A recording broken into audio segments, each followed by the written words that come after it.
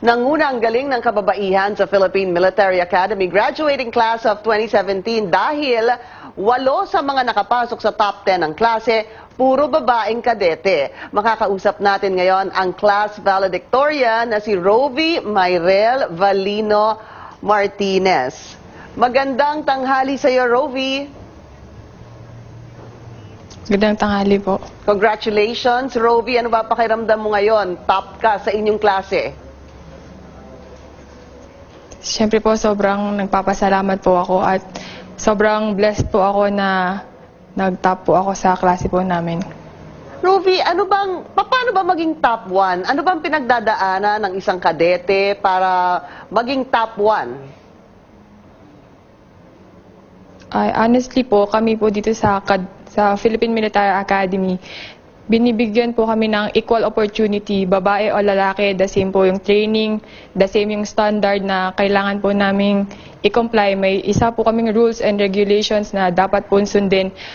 At bilang kadete po, ako po, hindi ko po talaga in-expect na magta-top 1 po ako. Siguro po masasabi ko lang na sa lahat po ng kailangan gawin po namin, ginagawa ko lang po ng maayos at ginagawa ko lang po yung best ko sa lahat po ng ginagawa ko po dito sa PMA po. Rovi, ano yung pinakamahirap?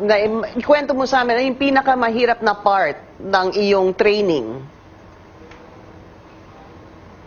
Siguro po yung pinakamahirap yung transition period po na from civilian to military po. Kasi syempre civilian, kain ng kain, kung anong gusto, exercise, gawin na po natin yung lahat ng gusto po natin. Pag po, pasok po dito sa PMA, syempre po, training po.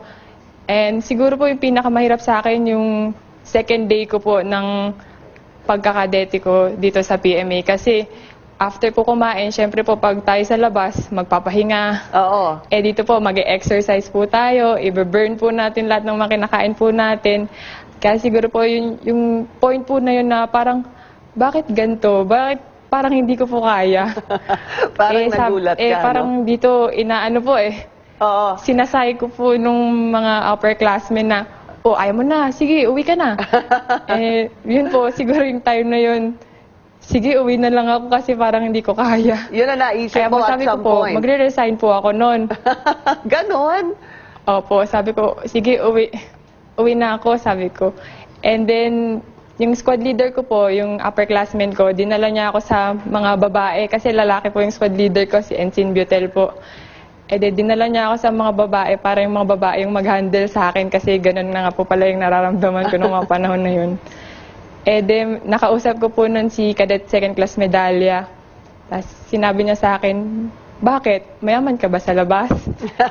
Hindi mo ba alam na ang daming gustong pumasok dito, tapos ikaw na nandito na, ngayon ka pa aalis. Oo. Tapos, ano na lang sasabihin ng parents mo na pumasok ka dyan na proud sa'yo, tapos ngayon lalabas ka. Ano na lang mangyayari sa kanila? Parang ganun po. Oo.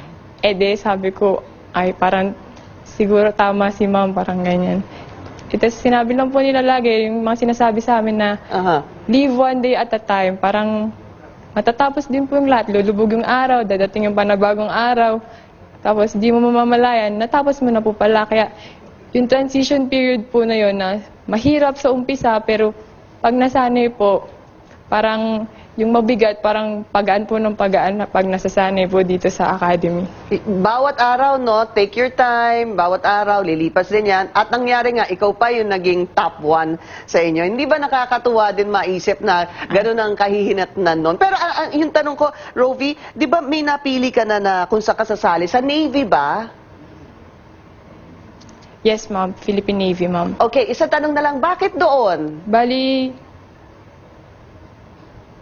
yung sa Philippine Navy po, yung class po namin, nag-draw lots po kami. Bali, yung way namin ng pagpili ng branch of service by draw lots po. Kaya ako, sinabi ko, bago ko bumunot, kung anong mabunot ko, yun ako. Yun po yung ipupursue ko po. Kaya, napakasaya ko po na Philippine Navy po yung nabunot ko kasi bilang yung Pilipinas, isa pong maritime country, parang masasabi ko po na kailangan po ako ng Navy. At saka, proud po ako sa branch of service ko kasi masasabi ko para kaming small AFP. May kaming Army sa meron po kaming Marines. Kung gusto po namin magpalipad ng eroplano, meron po kaming Naval Air Group. Tapos kung gusto po namin mag-command ng mga vessels, yun po, Philippine Fleet sa Navy po talaga yun. Kaya masayang-masaya po ako na sa Navy po ako napunta.